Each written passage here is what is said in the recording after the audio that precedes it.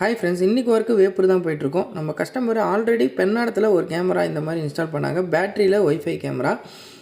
அதே மாதிரி வேப்பூர்லேயும் ஒரு பிரான்ச் ஓப்பன் பண்ணியிருக்கேன். அங்கேயும் வேணுன்ற மாதிரி சொல்லியிருந்தாங்க.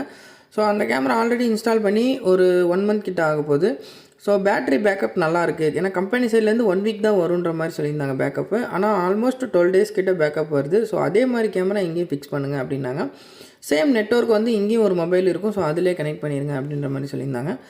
ஸோ இந்த மாதிரி கனெக்ட் பண்ணும்போது நமக்கு எப்பயுமே 24 ஹவர்ஸ் ரன்னிங்கில் இருக்கும். ஏன்னா கேமரா பேட்டரியில் இருக்குது, மொபைல் எப்பயுமே ஆனில் தான் இருக்கும். ஸோ அதனால் நமக்கு 24 ஹவர்ஸுமே அவங்க வியூ பண்ணுறதுக்கான ஆப்ஷன் இருக்கும். ஸோ அதே மாதிரி நம்ம போய்ட்டு கஸ்டமர் முன்னாடி எல்லா பேக்கேஜும் பிரித்து காமிச்சிட்டு கேமரா வந்து இன்ஸ்டால் பண்ணிட்டோம். SD கார்டு பார்த்திங்கன்னா 64 GB சாண்டிஸ்கில் தான் போட்டிருந்தோம். சேம் அவங்க சொன்ன மாதிரி நெட்வொர்க்கில் கனெக்ட் பண்ணி அவங்க மொபைலுக்கு வர மாதிரி கான்ஃபிகரேஷனும் பண்ணிட்டோம்.